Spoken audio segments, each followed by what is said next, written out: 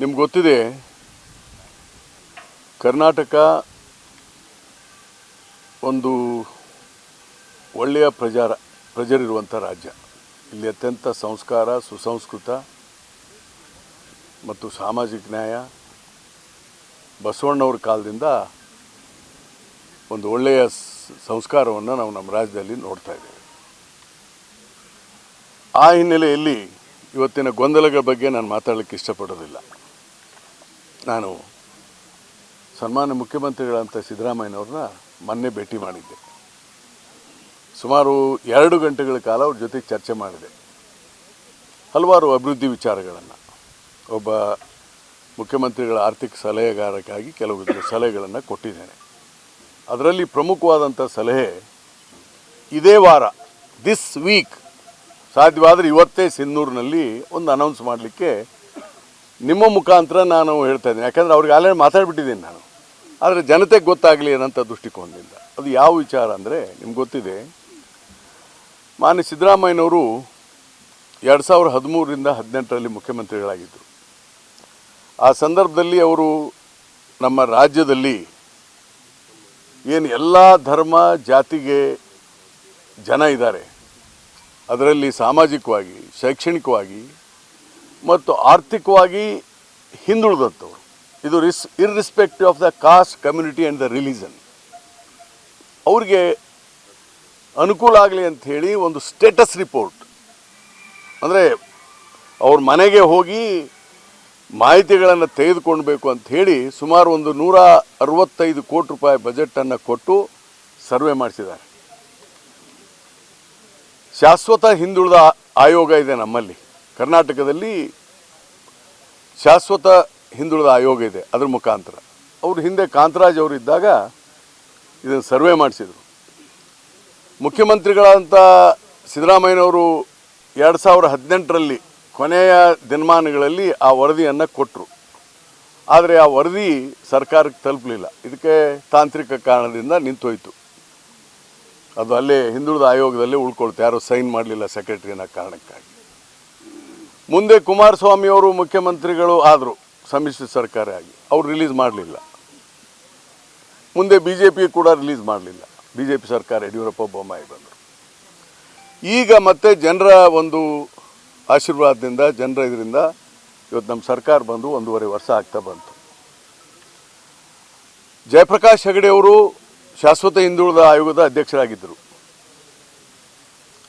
ಅವ್ರಿಗೆ ಅವರ ಅವಧಿಯನ್ನು ವಿಸ್ತರಣೆ ಮಾಡಿ ಈ ಜನಗಣತಿ, ಇದು ಜಾತಿ ಜನಗಣತಿ ಅಲ್ಲ, ಪ್ಲೀಸ್ ಡೋಂಟ್ ಕೋಟ್ ಇದೆ, ಜಾತಿ ಜನಗಣತಿ ಅಲ್ಲ, ಇದು ಶೈಕ್ಷಣಿಕ, ಸಾಮಾಜಿಕ, ಆರ್ಥಿಕ ಎಲ್ಲ ಜನರ ಒಂದು ಸಮಗ್ರ ಜನಗಣತಿ ವರದಿಯನ್ನು ಕೂಡಲೇ ಅದನ್ನು ಕೊಡಬೇಕು ಅಂತೇನು ಸಿದ್ದರಾಮಯ್ಯನವರಿಗೆ ಕೊಟ್ಟಿದ್ದರು.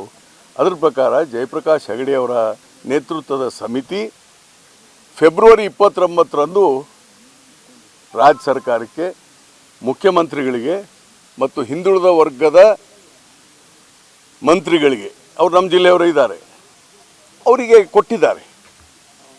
ಈಗ ಫೆಬ್ರವರಿ 29 ಅಂದರೆ ನೋಡಿ, ಈಗ ಎಷ್ಟು ದಿವಸ ಆಯಿತು? ಆಲ್ರೆಡಿ 8 ತಿಂಗಳಾಯಿತು ಹೆಚ್ಚು ಕಡಿಮೆ. ಇವತ್ತಿನವರೆಗೆ ಸರ್ಕಾರ ಅದಕ್ಕೆ ಒಪ್ಪಿಗೆ ಕೊಟ್ಟಿದೆಯೋ ಬಿಟ್ಟಿದೆಯೋ ಗೊತ್ತಾಗಲಿಲ್ಲ. ಎಸ್, ವರದಿ ಕೊಟ್ಟಿದ್ದೇವೆ, ಇಟ್ಕೊಂಡ್ರು. ಮೊನ್ನೆ ಮುಖ್ಯಮಂತ್ರಿಗಳು ಮೈಸೂರಿನಲ್ಲಿ ಅದರ ಬಗ್ಗೆ ಯೋಚನೆ ಮಾಡ್ತೀನಿ ಅಂತ ಹೇಳಿದರು. ನಾನು ಇಷ್ಟೇ ಮುಖ್ಯಮಂತ್ರಿಗಳಿಗೆ ಹೇಳಿದ್ದೇನೆ, ನೀವು ಬಿಡುಗಡೆ ಮಾಡಲೇಬೇಕದನ್ನು. ಯಾಕಂದರೆ ನಿಮ್ಮನ್ನು ಬಿಟ್ಟರೆ ಬೇರೆ ಯಾರೂ ಅಂಥ ಬದ್ಧತೆ ಇರುವಂಥ ರಾಜಕಾರಣಿ ನಾನು ನೋಡಿಲ್ಲ ಅಂತ ಹೇಳಿದ್ದೀನಿ ನಾನು. ಎಟ್ ಪ್ರೆಸೆಂಟ್ ಸಿಚುವೇಶನ್, ನಾಳೆ ಬರ್ಬೋದು ಯಾರಾದರೂ, ಎಟ್ ಪ್ರೆಸೆಂಟ್ ಸಿಚುವೇಶನ್ ನಿಮಗಿರುವಂಥ ಬದ್ಧತೆ ಇರುವಂಥ ರಾಜಕಾರಣಿ ಯಾರೂ ಇಲ್ಲ. ನೀವು ಸಾಮಾಜಿಕ ನ್ಯಾಯದ ಒಬ್ಬ ಹರಿಕಾರರು, ಬಡವ ಜನರ ಬಗ್ಗೆ ನಿಮಗಿರುವಂಥ ಅಪಾರ ಕಳಕಳಿಗೆ ನಾನು ನಿಮ್ಮ ಜೊತೆಗಿದ್ದೇನೆ. ನಿಮ್ಮ ಜೊತೆಗೆ ನಾನು ಅಧಿಕಾರಕ್ಕಾಗಿಲ್ಲ ಅಂತ ಸ್ಪಷ್ಟಪಡಿಸಿದ್ದೀನಿ ನಾನು. ಯಾಕಂದರೆ ನಾನು 40 ವರ್ಷ ಆಯ್ತು MLA ಆಗಿ. ನಾಳೆ ಜನವರಿ 5ಕ್ಕೆ 40 years of my political life I have seen many people.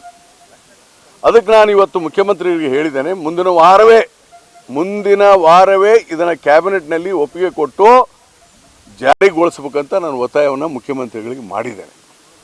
ಇದನ್ನು ನಾನು ಪತ್ರಿಕಾಗೋಷ್ಠಿ ಮಾಡಬೇಕಾಗಿತ್ತು, ಹೇಳಿದ್ದೆ ಮುಖ್ಯಮಂತ್ರಿಗಳಿಗೆ ನಾನು ಮಾಡ್ತೀನಿ ಅಂತ. ಆದರೆ ಸುದೈವ ನಮ್ಮ ಕೊಪ್ಪಳದಲ್ಲೇ ಮಾಡಬೇಕಾದದ್ದು ನನಗೆ I am very happy with my people. ಅವರು ನೋಡೋಣ ಮಾಡೋಣ ಅಂತ ಅವರು ಏನು ರಿಯಾಕ್ಷನ್ ಇದು ರಾಜಕೀಯ ವ್ಯವಸ್ಥೆಯಲ್ಲಿ ನೋಡೋಣ ಮಾಡೋಣ. ಅಲ್ಲ ಒಂದು ನಿಮಿಷ ಲೆಟ್ ಮಿ ಅದೇ ಬರ್ತಾ ಇದ್ದೀನಿ ರೀ. Let me talk for A few minutes. I will come. ಅದಕ್ಕೆ ನಾನು ಮುಖ್ಯಮಂತ್ರಿಗಳನ್ನ ಹಿಂದೆನೇ ಒತ್ತಾಯ ಮಾಡಿದ್ದೆ, ಇದನ್ನು ತಕ್ಷಣವೇ ಬಿಡುಗಡೆ ಮಾಡಬೇಕು, ಅನುಷ್ಠಾನಗೊಳಿಸಬೇಕು, ಬಿಡುಗಡೆ ಮಾಡಬೇಕು, ಒಪ್ಕೋಬೇಕು, ಇದನ್ನ ವರದಿಯನ್ನು ಒಪ್ಕೋಬೇಕು ಮತ್ತು ಅನುಷ್ಠಾನಗೊಳಿಸ್ಬೇಕಂತ ಹಿಂದೆ ಹೇಳಿದ್ದೆ ನಾನು already. I stood by that even today. ಅದಕ್ಕೆ ಮುಂದಿನ ವಾರವೇ ಕ್ಯಾಬಿನೆಟ್ನಲ್ಲಿ ಅದನ್ನು ಒಪ್ಪಿಗೆ ಕೊಟ್ಟು ಅದನ್ನು ಸಾಧ್ಯವಾದರೆ ನವೆಂಬರ್ 1ರಿಂದನೇ ಕನ್ನಡ ರಾಜ್ಯೋತ್ಸವದಿಂದ ಅನುಷ್ಠಾನಗೊಳಿಸ್ಬೇಕಂತ ತಮ್ಮ ಮುಖಾಂತರ ನಾನು ಒತ್ತಾಯಿಸ್ತೇನೆ. ಒಬ್ಬ ಆರ್ಥಿಕ ಸಲಹೆಗಾರನಾಗಿ ಯಾಕೆ ಈ ಮಾತು ಹೇಳ್ತೇನೆ ಅಂದರೆ, ಈಗ ಮುಂದಿನ ಬಜೆಟ್ ಪ್ರಿಪ್ರೇಷನ್ ಸ್ಟಾರ್ಟ್ ಆಯಿತು ಡಿಸೆಂಬರಿಂದ. ಅಂದರೆ ನೆಕ್ಸ್ಟ್ ಇಯರ್ ಬಜೆಟ್ ಪ್ರಿಪೇರ್ ಮಾಡಬೇಕು ನಾವು. So I will be the part of the budget.